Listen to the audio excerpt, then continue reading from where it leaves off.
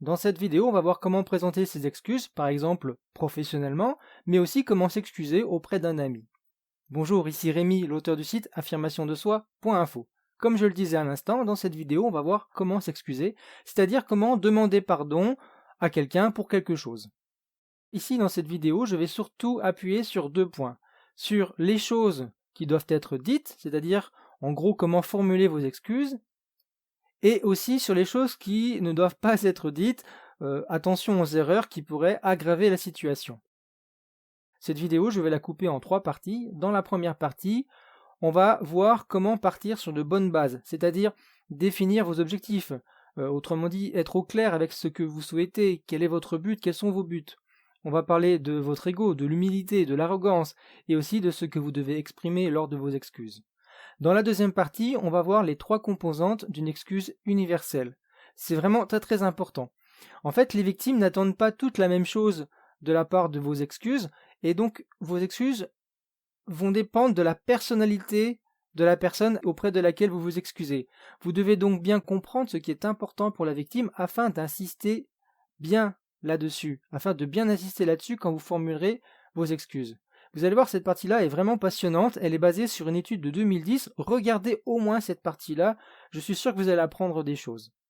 Et enfin, dans la troisième partie, on verra les erreurs à ne pas commettre quand on présente ses excuses, parce que si vos excuses sont mal formulées, elles peuvent paraître non sincères ou ressembler même peut-être à des reproches.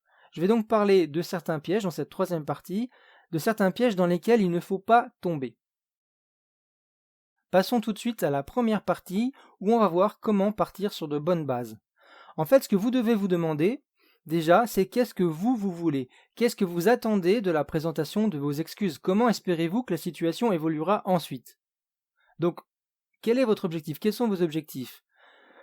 Généralement, quand on présente ses excuses, c'est pour ménager une relation, entre des amis par exemple, ou entre des proches. Vous voulez peut-être apaiser une relation, ou éviter que celle-ci ne se détériore. Par exemple, vous voulez éviter de couper les ponts, de couper les liens avec les personnes concernées, vous voulez éviter de mettre fin à la relation. Peut-être aussi que les choses sont déjà graves et que vous souhaitez vous réconcilier, vous souhaitez vous excuser pour vous réconcilier, si la relation a déjà été rompue. Et professionnellement, peut-être que vous voulez rétablir la communication avec un collègue, un responsable, vous voulez peut-être améliorer l'ambiance parce qu'elle est devenue pesante par rapport à ce qui s'est passé, vous voulez peut-être aussi regagner la confiance des autres, parce que s'excuser, c'est aussi montrer qu'on est capable de reconnaître son erreur, ses erreurs, et donc de progresser. Voilà, donc déjà, définissez vos objectifs. Qu'est-ce que vous voulez? Qu'est-ce que vous attendez de vos excuses? Comment vous voulez voir la situation évoluer ensuite? Et le fait de vous poser ces questions-là déjà dès le départ, d'être au clair avec vous-même, ça va vous aider dans la suite lorsque vous devrez présenter vos excuses. Ensuite, votre objectif, ce que vous souhaitez, c'est que la personne offensée, je vais l'appeler la victime, accepte de vous pardonner, en tout cas au moins qu'elle accepte de rétablir la relation. Donc qu'elle ait envie de vous pardonner votre erreur, comme je le disais à l'instant, mais aussi qu'elle accepte d'oublier le litige peut-être, et idéalement même de ne plus en reparler, plus jamais. C'est-à-dire qu'elle passe à autre chose. Vous vous attendez aussi à ce qu'elle veuille bien vous reparler à nouveau, idéalement donc sans attaque, sans allusion à ce qui s'est passé. Je prends du temps pour parler de ça parce que il faudra bien vous en souvenir pour éviter les erreurs dont je parlerai plus loin, en particulier les problèmes qui sont engendrés par son ego, par son amour-propre. Et justement, puisque je parle d'ego et d'amour-propre, j'ai bien conscience que ça peut être difficile, voire très difficile, de reconnaître une erreur qu'on a commise et de demander pardon pour cela. Mais si vous avez du mal, comparez en fait cette épreuve que ça va être pour vous aux avantages dont vous bénéficierez ensuite, vous et l'autre personne concernée par cette dispute. En présentant vos excuses, vous allez peut-être réussir à rétablir la relation, peut-être à construire ensemble de nouveaux projets. Vous vous sentirez certainement soulagé, vous retrouverez certainement une paix intérieure en vous-même, et pour l'autre personne, ce sera certainement pareil. Peut-être que vous vous sentez coupable de ce que vous avez fait, et le fait de vous sentir pardonné par l'autre, ça va atténuer ce sentiment de culpabilité, parce que même si vous n'arrivez pas à vous pardonner ce que vous avez fait, peut-être que l'autre, lui, il le fera pour vous, peut-être que l'autre, il va y arriver. Donc, même si c'est difficile pour vous de reconnaître une erreur que vous avez commise, pensez bien à tous les bénéfices que vous tirerez de cet acte, de cette action d'humilité. Et gardez en tête que vos excuses, elles doivent exprimer au moins deux choses. Un regret et une reconnaissance de responsabilité. Donc un regret, c'est-à-dire que si vous ne regrettez pas votre comportement, alors vos excuses ne vont pas être sincères. Et l'autre personne s'en rendra compte. Donc il faut nécessairement que vous exprimiez un regret à travers vos excuses, et ensuite que vous reconnaissiez donc, je le disais, votre responsabilité. Même si vous n'êtes pas entièrement responsable de ce qui s'est passé, vous reconnaissez avoir une part de responsabilité. Autrement dit, vous reconnaissez que sur certaines choses, sur certains points, vous auriez pu agir autrement. Donc il faut au moins cela, mais il y a d'autres choses que vous devez exprimer, que vous pouvez exprimer lors de vos excuses, et c'est ce qu'on va voir tout de suite dans la deuxième partie. Deuxième partie, les trois composantes d'une excuse universelle. Alors, cette partie-là, je vous l'ai dit, je trouve que c'est une partie passionnante et je suis certain que vous allez apprendre des choses. En fait, cette partie-là, elle est tirée d'études de la part de deux chercheurs qui sont Ryan Fair et Michel Gelfand. Michel Gelfand, je m'excuse pour l'accent. J'ai pas cherché à prendre un accent anglais. Ce sont des chercheurs de l'université du Maryland et c'est une étude qu'ils ont réalisée en 2010. En fait, ils se sont appuyés sur des recherches qui ont été menées dans d'autres disciplines, notamment la sociologie et le droit. Et d'après leur étude, en réalité il y a deux études, d'après leurs deux études, il y a un élément très important qu'il faut prendre en compte quand on présente ses excuses à quelqu'un, c'est sa personnalité, c'est la personnalité de cette personne, et plus exactement, c'est ce qu'ils appellent, eux, en anglais, le self-construal, qu'on pourrait traduire en français par l'auto-construction de la personne, par sa construction de soi. Comment s'est déroulée leur étude? Alors, je le disais à l'instant, ce sont en fait deux études. Pour la première étude, en fait, les chercheurs ont mesuré la façon dont 175 étudiants de premier cycle se percevaient, puis ensuite ils ont demandé à ces étudiants d'évaluer différentes formes d'excuses. Et ensuite, lors de la deuxième étude, l'étude de suivi, 171 autres étudiants de premier cycle ont indiqué comment ils se voyaient, puis une étudiante fictive leur a présenté différentes formes d'excuses après avoir accidentellement effacé le disque dur. Donc tout ça c'est fictif, hein.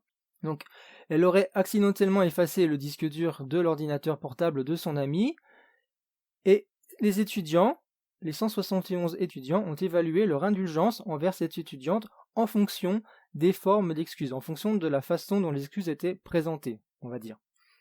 Et quelle est la conclusion de cette étude, de ces deux études? Eh bien, selon les chercheurs, on peut classer les personnes dans trois catégories. Et la forme des excuses, la façon dont on va présenter ces excuses, doit être adaptée à cette catégorie. Je le répète, parce que c'est vraiment clé, on peut classer les personnes dans trois catégories, et la façon dont on formule nos excuses doit dépendre de cette catégorie. Je vais expliquer tout ça tout de suite. Mais juste avant, une petite précision, dans leur étude, les chercheurs ont testé plusieurs scénarios. Les données du disque dur qui ont été effacées, elles ont été perdues pendant 1 heure ou plusieurs semaines selon le scénario. Donc selon le scénario, l'effacement des données était plus ou moins grave. Et la conclusion de cette étude, c'est que les tendances se sont maintenues quelle que soit la gravité de l'infraction. Autrement dit, ce que je vais vous expliquer dans la suite de cette vidéo semble être valable aussi bien pour les situations peu graves que pour les situations plus graves. Autrement dit, c'est valable pour les petites excuses, si on peut dire comme ça, aussi bien que pour les grandes excuses, pour les grands problèmes, et pour les situations graves. Et voyons tout de suite quelles sont ces trois catégories de personnes. Quelles sont les trois catégories de personnes qui font que la façon dont on va formuler nos excuses change.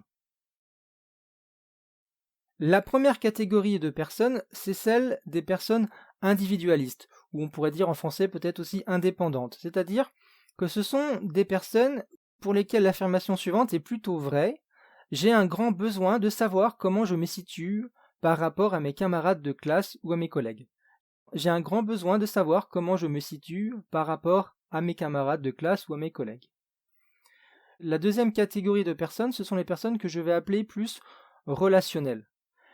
Je pense que ce terme-là, on pourrait le critiquer, mais vous allez tout de suite comprendre ce que j'entends par relationnel. En fait, ce sont les personnes qui se voient en termes de relation avec les autres. Par exemple, ce sont celles qui sont d'accord avec l'affirmation suivante: se soucier profondément d'une autre personne, comme un ami proche, c'est très important pour moi. Et enfin, on a la troisième catégorie de personnes. Je vais les appeler les personnes collectives. Je fais allusion au jeu collectif. Par exemple, quand on fait du football, on essaye d'être collectif. En fait, Ces personnes que j'appelle collectives, ce sont les personnes qui se considèrent comme faisant partie d'un groupe ou d'un collectif plus large. Et ce sont par exemple les personnes qui sont d'accord avec cette affirmation suivante: je ressens une grande fierté lorsque mon équipe ou mon groupe de travail réussit. Maintenant que nous avons défini ces 3 catégories de personnes, on va voir la forme que nos excuses doivent prendre en fonction de la catégorie. Parce qu'en effet, l'étude de ces chercheurs montre que l'impact des excuses dépend de la catégorie de la victime. Donc pour un impact maximal de nos excuses, il faut donc adapter la forme de nos excuses à la catégorie de la victime. Je vous explique ça dans le détail tout de suite, mais si vous n'êtes pas encore abonné à ma chaîne, pensez à vous abonner, mettez un petit pouce vers le haut, et merci de partager cette vidéo, ça m'aidera à faire connaître cette vidéo et plus largement à faire connaître mon travail. Donc abonnez-vous, mettez un petit pouce vers le haut et je continue tout de suite. Voyons tout de suite la première catégorie de personnes, les personnes plus individualistes, plus indépendantes. Je le rappelle, ce sont celles pour lesquelles l'affirmation suivante est exacte. J'ai un grand besoin de savoir comment je me situe par rapport à mes camarades de classe ou à mes collègues. Ces personnes-là, plus individualistes, elles apprécient davantage les excuses qui sont axées sur la compensation.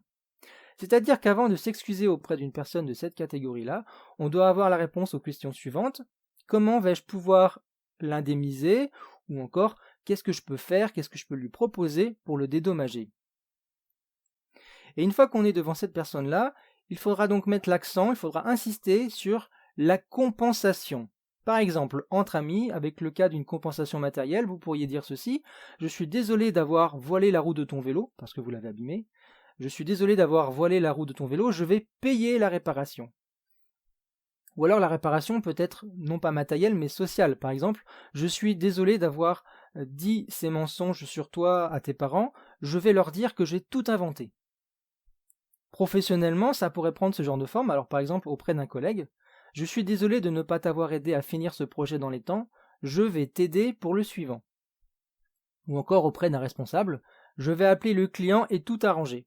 Vous voyez, ce sont des exemples dans lesquels on voit qu'il y a une compensation et donc les personnes plus individualistes risquent d'être beaucoup plus sensibles à ce genre d'excuses, à cette façon de formuler les excuses. Passons maintenant aux personnes plus relationnelles, comme je les ai appelées, c'est-à-dire les personnes pour lesquelles cette affirmation est vraie: se soucier profondément d'une autre personne comme un ami proche, c'est très important pour moi.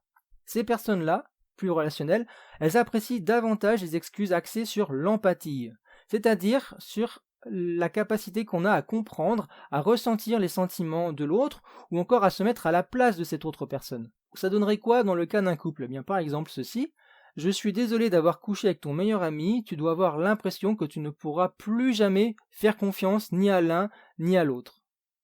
À travers cette phrase, on voit bien le côté relationnel, la confiance qu'on a dans une relation les uns avec les autres.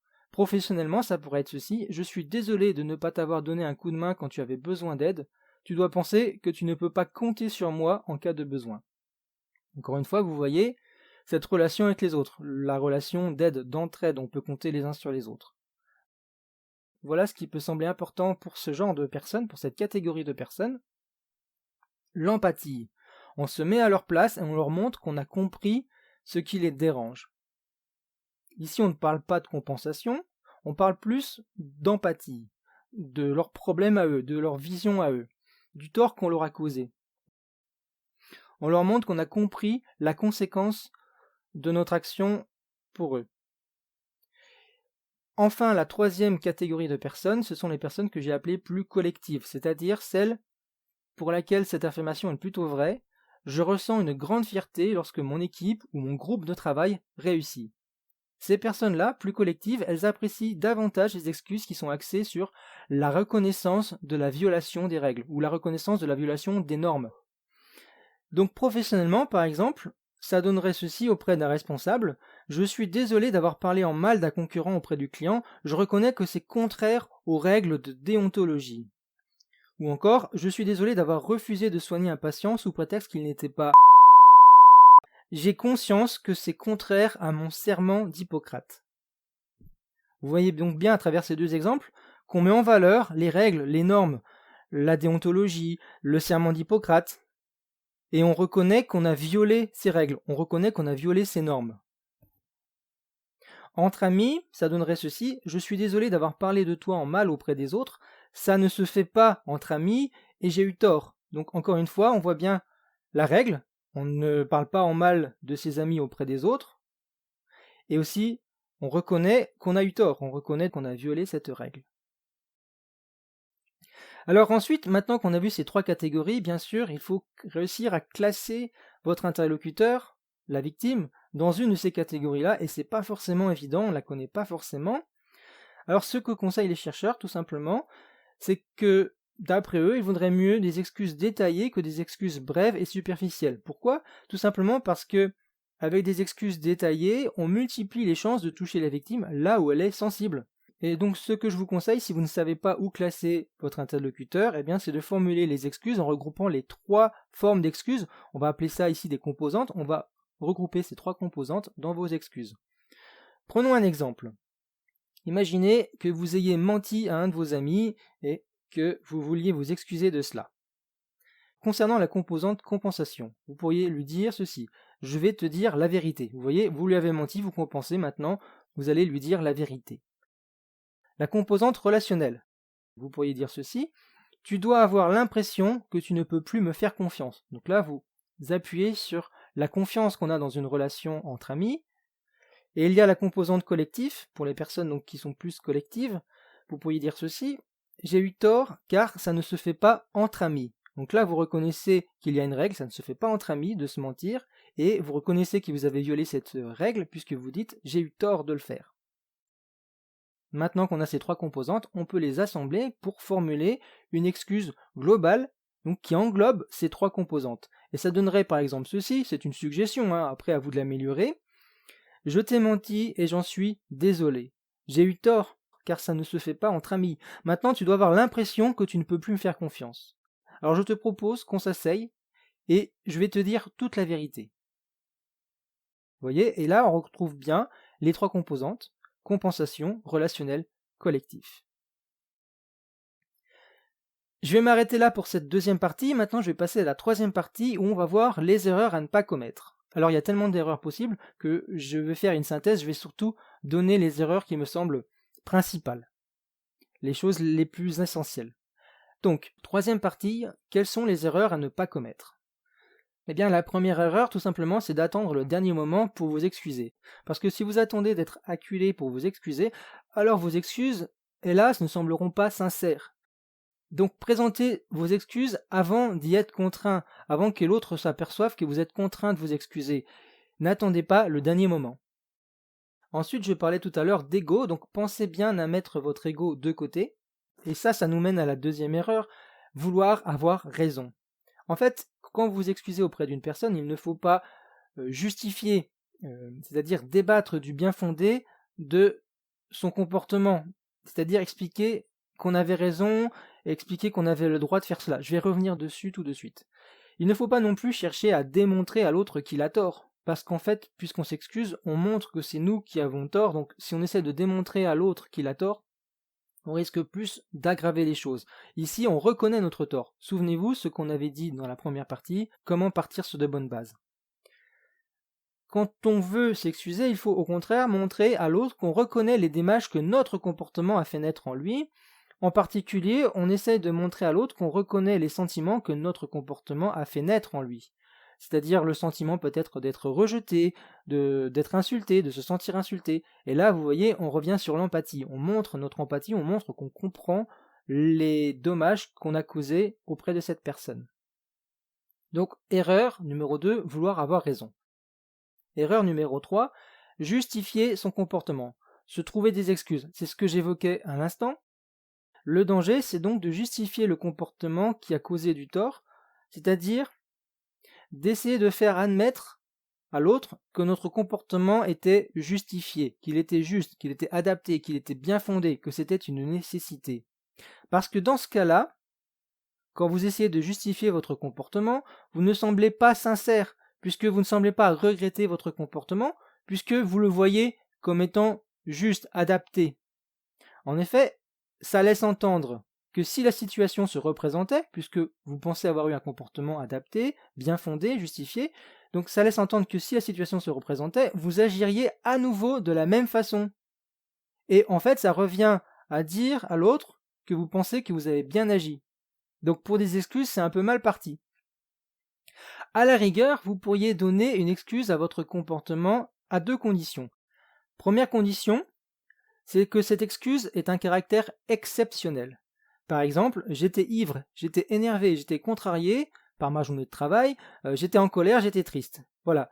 Alors là, ça pourrait passer en effet parce que il y a des situations où on ne contrôle plus nos comportements.